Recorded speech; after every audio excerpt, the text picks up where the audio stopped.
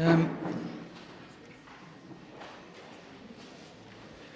suppose one of the advantages of being the person to follow Paulo's keynote is that I can make at least one or two what I call career-limiting remarks.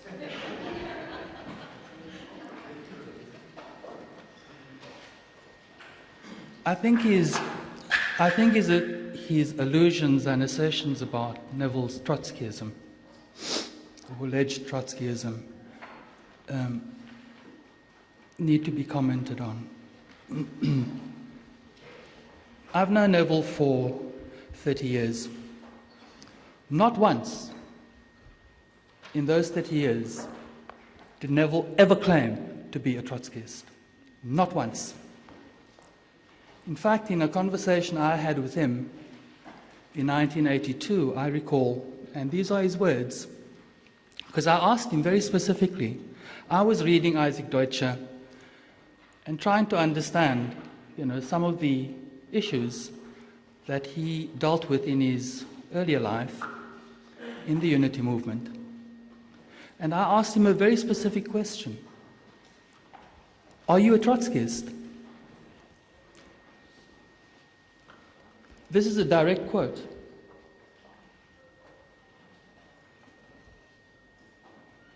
I'm not a Trotskyist, but I do believe that Trotsky had very good things to say.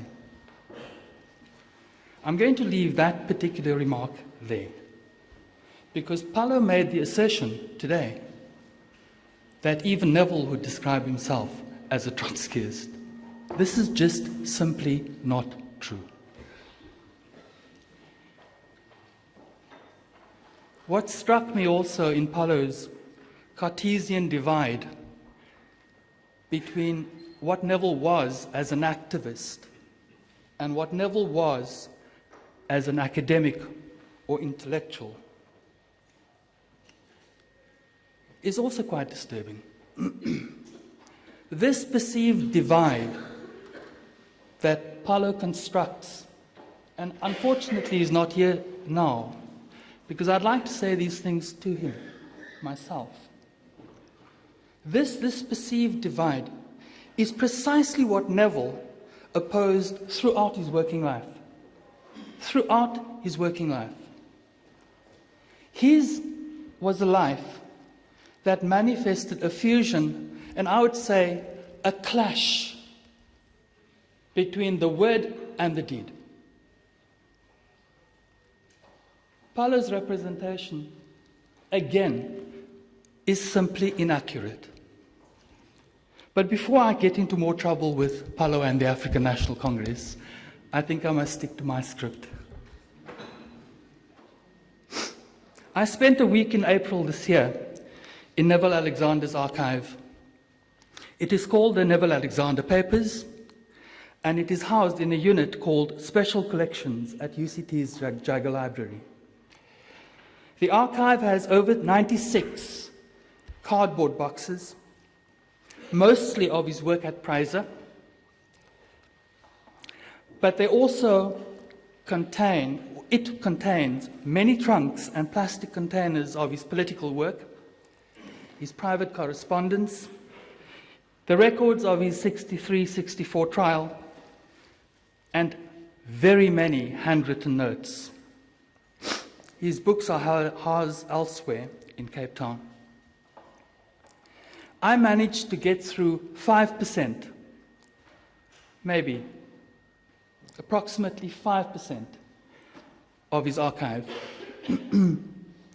Foraging through this 5%, what I call a subset of his written fruits and the seeds of his life's labors, my dilemma was whether this 5% is a representative sample of his life's work and influences, and whether these elements of the subset that I looked at can be successfully deployed in writing something meaningful about how to understand and how to read Neville's writings.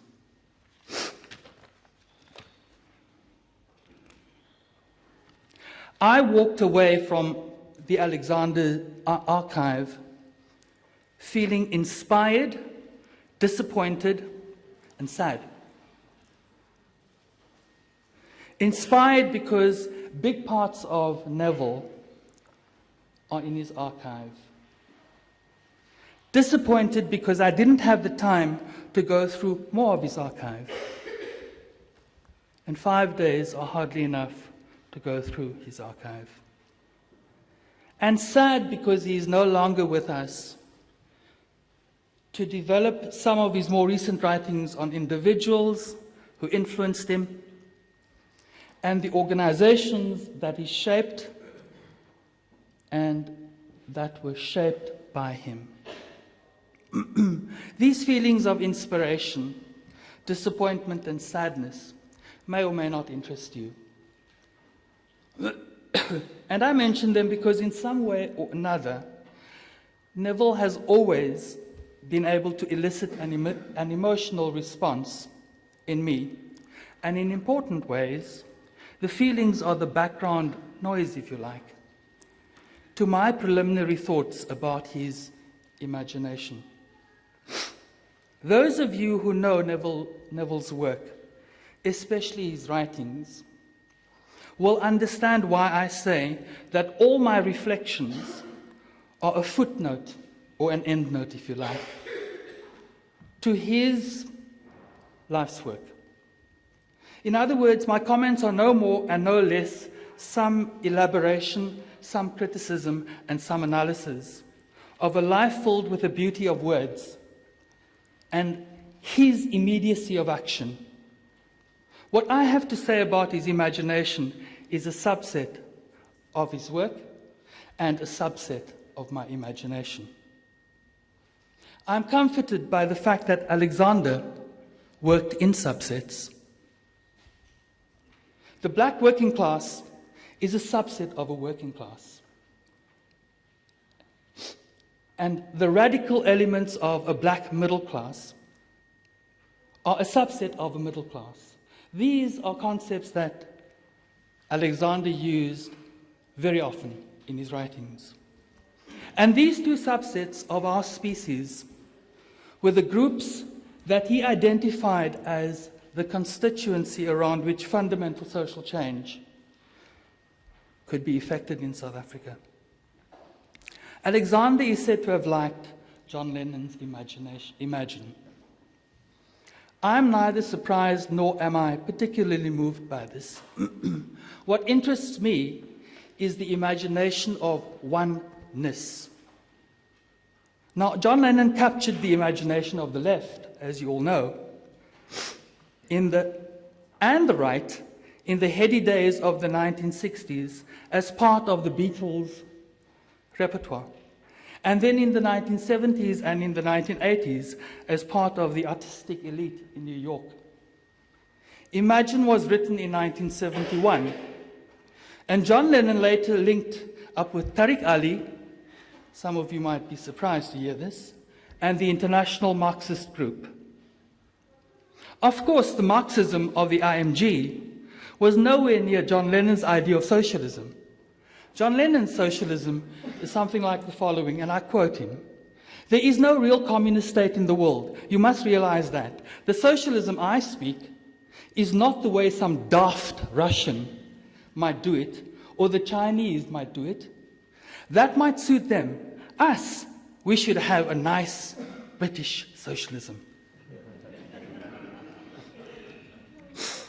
I think Alexander's synergy with John Lennon's Imagine is straightforward. He too wanted no country, no religion.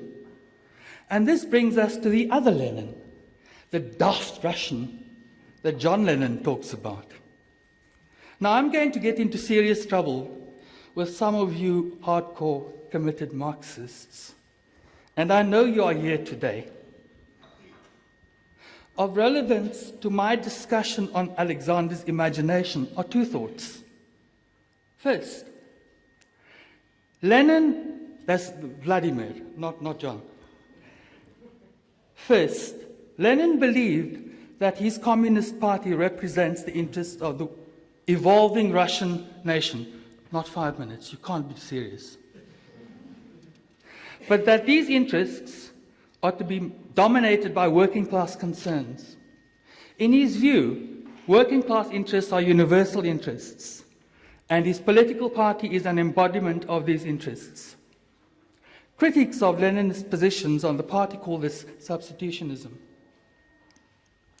I think that Lenin, not unlike Alexander, also thought in subsets. The Communist Party was for Lenin, Joseph Stalin, Che Guevara, Mao Zedong, and Rosa Luxemburg, the bearer of historical truth, because it represented the advanced consciousness, the thoughts and political ambitions of the only classes that, in their opinion, could change capitalist relations of production. In this regard, Alexander was conservative. His was a Leninist conception of the party, and I say this sympathetically.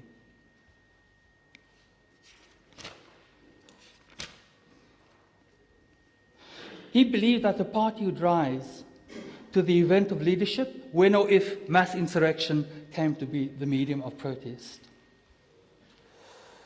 I'm going to have to skip. One of the other things that Neville probably grappled with for a very large part of his later writings is this tension between the I and the we that he carried through right to his end. Party political formation, necessary as it was for him, held no monopoly of truth. As he called himself, he was an eclectic and struggled against Marxist dogma, even within his own party. As I'm running out of time, I wish to make the following propositions about his life and work.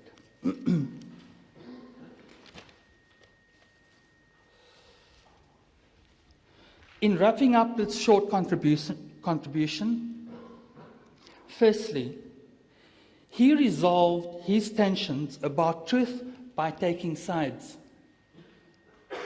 He believed in advocating the interests of ordinary people whose productive and intellectual work formed a very big part of his own template for engaging the world and participating in its reconstruction. Secondly, Alexander hails from a very specific intellectual tradition of Abdusa and the Unity movement.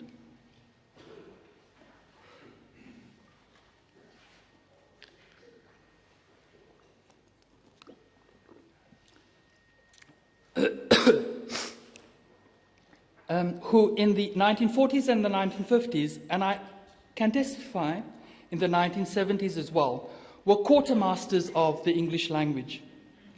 This almost exclusive focus on the standards of English diction permeated the thinking of Unity movement activists, and which resulted in an arrogance, I would say, that is difficult to quantify. Alexander broke with this and instead became a commander of languages, not just the English language. English, German, Afrikaans. And he fought to have standards legislated for the Nguni and Sotho clusters of the Bantu languages in our country. This is ongoing. Thirdly, and I'm almost finished. Thirdly, Alexander's imagination not only tested the limits of engaged scholarship about nationalism and its historical and time-bound specifics, but he sought to overthrow its horrendous practices through political organization. But Alexander was essentially conservative in his Leninist approach to political organization, especially in the 1980s and the 1990s. This focus on politics, though, is central to developing any understanding of his work. Fourthly and lastly, Alexander's imagination included the struggle to know yourself. While he was acutely aware of social and the political environment he found himself in, he very rarely was defined by this environment. Robben Island was one such environment, and Alexander broke with the unwritten code of political prisoners. And I quote to you something that was captured by Tom Lodge and Bill Nasson, describing and in fact reflecting Alexander's basic humanity. You got to love other men, this is what Alexander says, you got to love other men in ways that previously you'd never have thought possible. It wasn't just ordinary friendship, but a need for another's company, even to feel one another sometimes. I remember the warmth that somebody putting his hand on you could communicate, the sense of support and solidarity that was in the gesture. I think of these things and the naturalness of it. Neville Alexander's Marxism was eclectic. He drew from many sources. He created subsets of theories and practice to suggest multiplicities of thoughts and the linkages of thinking. In rejecting the essentialist interpretations of humanity, he has become a part of a growing renaissance of Marxism that embraces the ideal of androgyny. Just conclusion. In conclusion, circumstance, chance, and opportunity combined to make it possible for me to have met and worked with Neville Alexander. His imagination has inspired a large part of my adult life. I hope his ideas and his work will inspire you.